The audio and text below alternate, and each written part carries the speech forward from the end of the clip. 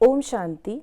आज 19 जून 2020 है और हम सभी ने बाबा के साकार रूप से चले हुए मधुर महावाक्य अवश्य सुने होंगे।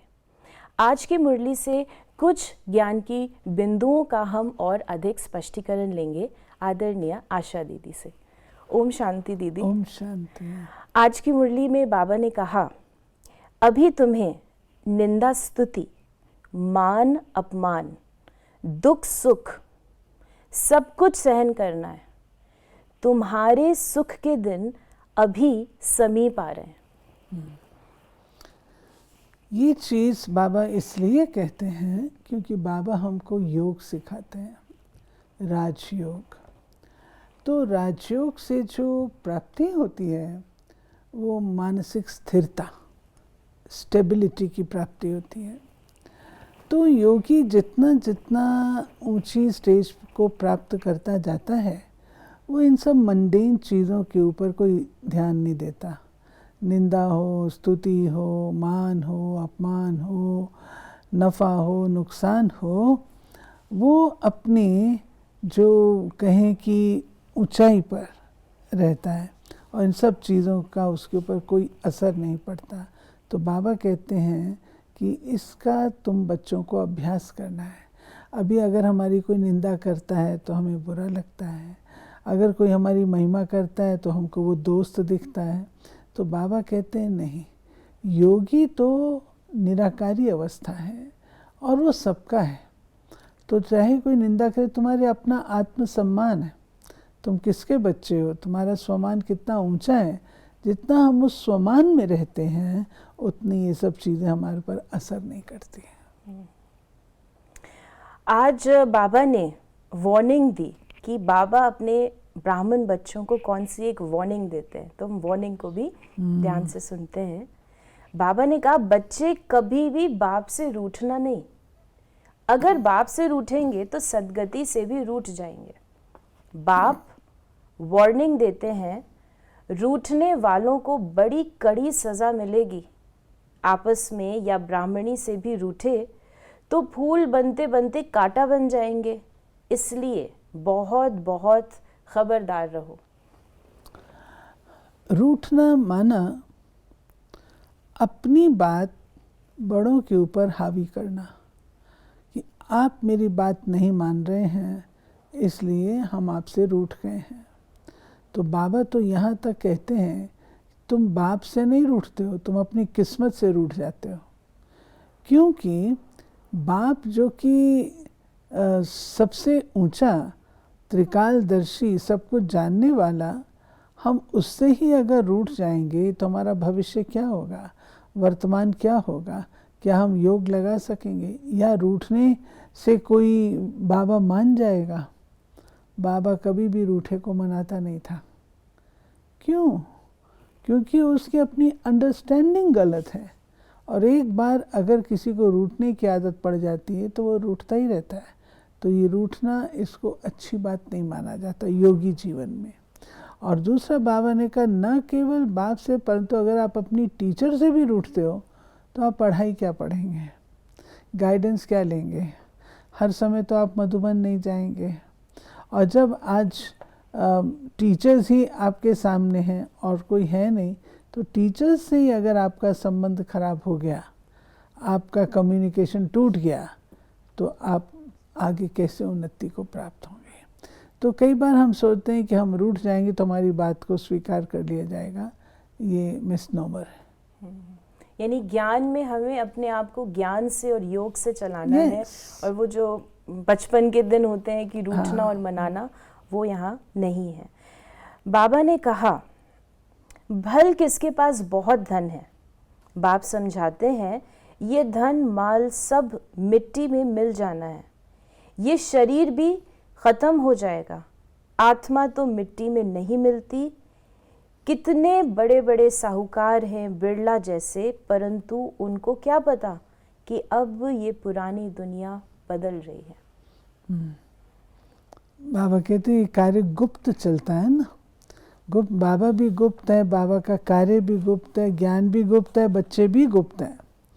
तो नई दुनिया कोई दीवारों वाली नहीं होती है, नई दुनिया प्रकृति से नहीं होती है, लेकिन नई दुनिया वहाँ रहने वालों से होती है। तो नई दुनिया में रहने वाले अपने आप को इस युग में शिव बाबा की नॉलेज लेकर के, ज्ञान और योग की शिक्षा धारण करके धीरे धीरे अपने संस्कारों को बदलते हैं, मानव से देव बनते हैं और धीरे धीरे यही दुनिया देवताओं की दुनिया बन जाती है। फिर बाबा ने कहा कि तुम्हारे पास बहुत थोड़े आते हैं, भगवान पढ़ाते, फिर इतने थोड़े क्यों? ऐसे बहुत कहते हैं। अरे यहाँ तो मरना होता है, वहाँ तो कनरस है, वहाँ तो कनरस है।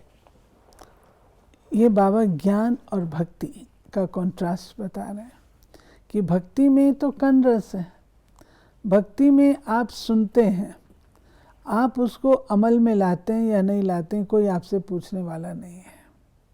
भक्ति में हम जन्मांतर सुनते चले आए कि काम और क्रोध नरक के द्वार हैं, लेकिन किसी ने भी उनको जीतने की कोशिश की नहीं।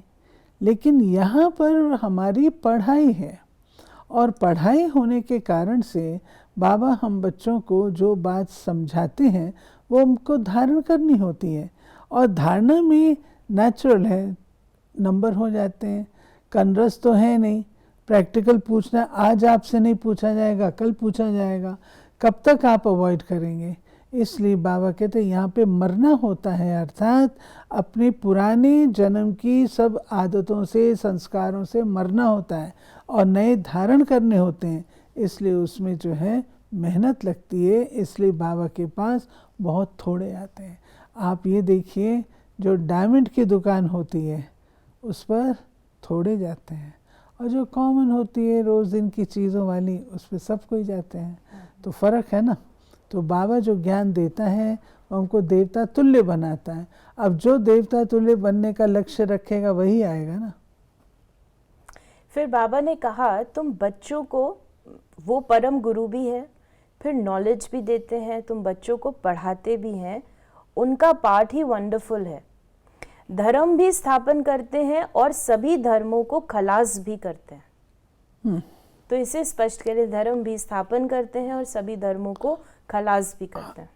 इसमें बाबा धर्म को ख़त्म नहीं करते, ये बात समझने की है। सत्य धर्म की स्थापना करते हैं और अधर्म का विनाश करते हैं। जो अनेक प्रकार से जो अपने धर्म से विलग हो चुके होते हैं, जो धारणाएं हैं, उनको बाबा नाश नहीं करते हैं। अधर्म का नाश होता है, सत्य धर्म की स्थापना होती है। तो बाबा ने ये जो कहा कि मैं आकर के एक धर्म की स्थापना करता हूँ, क्योंकि जो बाबा आकर के आदि सनातन देवी देवता धर्म की स्थापना करते हैं वो हमारी प्रैक्टिकल लाइफ है। वो कोई उस रूप से कोई रिलीजन नहीं है, लेकिन वो हमारा प्रैक्टिकल जीवन है। लेकिन चलते चलते आगे बढ़ते बढ़ते इस कल्प के अंदर जब हम अपनी उन धारणाओं से कॉम्प्रोमाइज़ करना शुरू कर देते हैं तो नए नए धर्म निकलने शुरू हो जाते हैं। जब हम पवित्रता को गुम कर देते हैं तो भक्ति का आरंभ हो जाता है। ऐसे ही संन्यास धर्म, ये विकार खराब है, संन्यास धर्म का आरंभ हो जाता है। अन्य जो हैं धर्म वो भी आने शुरू हो जाते हैं, जो संसार को प्रोटेक्ट करने के लिए, ये इनकी गिरती कला ना हो, संसार की और अधिक गिरती कला ना हो, उसको प्रोटेक्ट करने के लिए आते हैं। परंतु आखिरकार तो झाड़ पुराना होता ही है। कोई भी बीज आप बोएंगे विस्तार को प्राप्त होगा, जर्जरीभूत अवस्था को अंत में प्राप्त होता है, तो उसको तो फिर ख़त्म ही करना होता है ना, नई सैपलिंग लगानी पड़ती है। ऐसे बाबा कहते हैं मैं आ करके हर धर्म भी तो अपने अपनी थोड़ी नाजुक स्थिति में आ जाते हैं। जब ऐसे आते हैं वो भी अपने ओरिजिनल उससे घट जाते हैं, तो उसमें भी थोड़ा बहुत गड़बड़ आ जाती है। उसको बाबा कहते हैं मैं आकर के, सब इस भाव से कहा गया कि मैं आकर के इन सबको खत्म करके एक सद्धर्म की स्थापना करता हूँ। आज की मुरली का सार है धारणा के लिए। पहला, किसी भी कारण से पढ़ाई नहीं छोड़नी है। सजाएं बहुत कड़ी हैं उनसे बचने के लिए, और सब संग तोड़ एक बाप को याद करना है, रूठना नहीं है। जो बाबा ने ये बात कही है पढ़ाई की, ये बहुत ज़रूरी बात है। कभी भी पढ़ाई छोड़नी नहीं है और पढ़ाई रेगुलर पढ़नी है। अगर कोई स्कूल में बच्चा जाता है और वो कितना ही होशियार क्यों ना हो, स्कूल तो उसको जाना पड़ेगा ना, तभी तो उसको क्लास मिलेगा ना। स्कूल जाए नहीं उसको क्लास मिले, ऐसा तो नहीं होता है ना। तो बाबा कहते हैं कि तुम्हें पढ़ाई रेगुलर भी पढ़नी है और पढ़ाई तुमको सीरियसली भी पढ़नी है, क्योंकि तुम आत्माओं को अपने पूरे पुराने जन्म जन्मांतर के पाप कर्मों का नाश करके सतो प्रधान बनाना है। तो ये इतना सरल कार्य तो नहीं है, मासी का घर तो नहीं है, इस पे मेहनत लगती है। और वो पढ़ाई हमको पढ़ाने वाला कौन है? परम पिता परमात्मा, स्वयं भगवान पढ़ाते हैं। और भगवान पढ़ाते हैं, अगर ये भूल जाता है और ब्रह्मा को देखते हैं, तब हम अपने चरित्र करने शुरू करते हैं, रूठना शुरू करते हैं। लेकिन अगर ये याद रहे, ये निश्चय हो कि भगवान पढ़ाने वाला है, तो हम कदापि रूठेंगे नहीं। अपनी पढ़ाई को भी अच्छी तरह से पढ़ेंगे और उससे जो हमको लक्ष्य प्राप्त होता है देवी देवता का, उसको भी हम अवश्य उपलब्ध करेंगे। हमारे ब्रह्मा बाबा ने, मम्मा ने कोई दिन भी पढ़ाई मिस नहीं की। जब उन्होंने मिस नहीं की है तो हम कैसे मिस कर सकते हैं? ये बाबा हम बच्चों को कहते हैं कि इसलिए मन लगा के पढ़ो। एक रिवाजी तौर पर भी पढ़ना होता है, जिसको कहा जाता है हाँ मैंने आज की मुरली पढ़ ली, हाँ मैंने आज का ना सार और वरदान और वो देख लिया। इसको पढ़ाई नहीं कहा जाता, ये नामधारी पढ़ाई है, नेमीनाथ। लेकिन पढ़ाई उसको कहते हैं जो कायदे अनुसार। आजकल एक बात और मैं कहना चाहूँगी, आजकल किसी से पूछो क्लास का टाइम क्या है, 6:15 बजे। अच्छा 6:15, मुरली कितने बजे शुरू होती है? 6:15 बजे। तो बाबा ने तो ये पीरियड सेट करके नहीं दिया। बाबा ने जो पीरियड सेट करके दिया वो ये कि बच्चे पहले तुमको योग करना है। योग से बाबा के प्रति जो तुम्हारा लगाव है, प्यार है, उसको इमर्ज करना है, बुद्धि को एकाग्र करना है। तब मुरली जो सुनोगे, तब मुरली वो बैठेगी। हम दौड़े दौड़े आते हैं और दुनिया भर की बातें दिमाग में घूम रही होती हैं, आकर के बैठते हैं। पहले 15 मिनट तो अपने आप को सेट करने में लगते हैं। 15 मिनट की मुरली मिस, तो किस खाते में गया? अगर उन 15 मिनटों में बाबा ने कोई ऐसी बातें बताई हैं जो मेरी बीमारी का इलाज है, तो चली गई ना।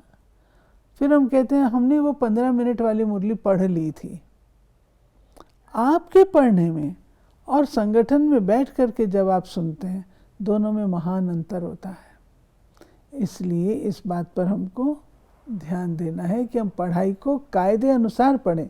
जब भगवान हमको कायदे अनुसार पढ़ाता है, तो हम क्यों नहीं कायदे अनुसार पढ़ें? ये आपने हमें इम्पोर्टेंट बात बताई कि मुरली पढ़ने या सुनने से पहले हमें 15 मिनट कुछ समय योग करना है, जिससे हम अपनी मानसिक स्थिति को ठीक कर सकें, उस मुरली को ग्रास्प करने के लिए।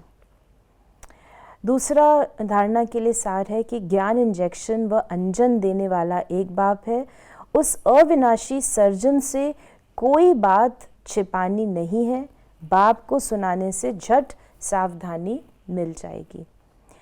आज का वरदान है, हर एक की विशेषता ये जो है बाबा ने कहा कोई बात छिपानी नहीं है। हम समझते हैं, चतुराई करते हैं बच्चे, कि बाबा तो सब कुछ जानता है, बाबा से कुछ भी छिपा नहीं है, मुझे बाबा को बताने की क्या ज़रूरत है। बाबा तो सब कुछ जानता ही है, हमारे स्वप्न संकल्प सब कुछ जानता है। लेकिन मैं कितनी सच्ची हूँ, मुझे किस बात का अहम आ रहा है। अगर मैंने कुछ भी ऐसा किया है तो किस बात का अहम बाबा के आगे रखना चाहिए? क्यों रखना चाहिए? आप डॉक्टर को बताएंगे, डॉक्टर दवाई देगा। बाबा को बताएंगे तो बाबा भी हम बच्चों को गाइड करेंगे।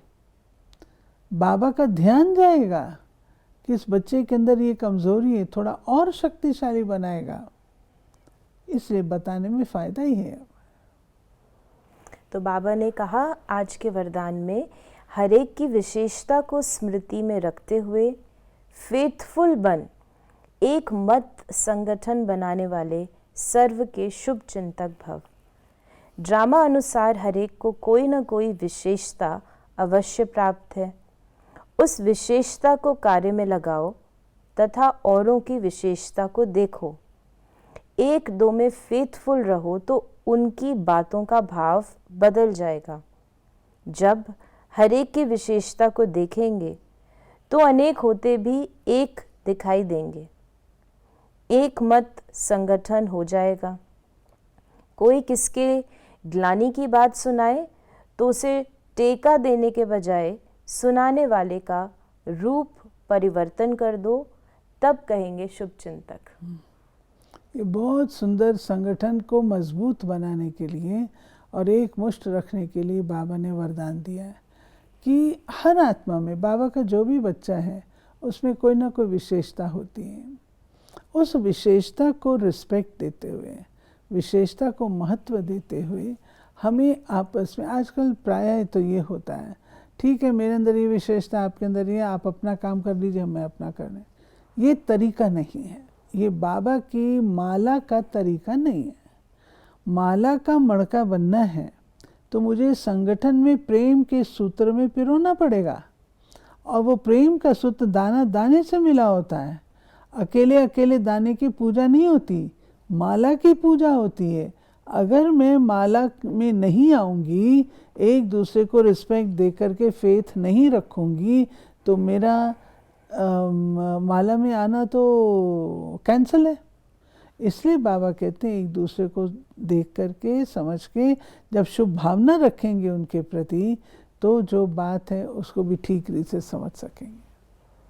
आज का स्लोगन है श्रेष्ठ संकल्प का खजाना ही श्रेष्ठ प्रारब्ध व ब्राह्मण जीवन का आधार है। राइट, श्रेष्ठ संकल्प का खजाना ही ब्राह्मण जीवन का आधार, और श्रेष्ठ प्रारब्ध का भी श्रेष्ठ प्रारब्ध। संकल्प से सृष्टि बनती है ना, जैसे हम संकल्प करते हैं वैसा ही स्वरूप होता है, वही चीज़ सामने आ जाती है। तो इसलिए अपने संकल्पों को बहुत अच्छी क्वालिटी का रखना चाहिए। तो ये थे बाबा के आज के मधुर महावाक्यों का और अधिक स्पष्टीकरण। यदि आपके मन में कोई प्रश्न है तो आप अपने प्रश्नों को हमारे कमेंट्स सेक्शन में लिख सकते हैं, और आपके सभी प्रश्नों का उत्तर हम अपने प्रश्नोत्तरी कार्यक्रम में अवश्य देंगे। ओम शांति।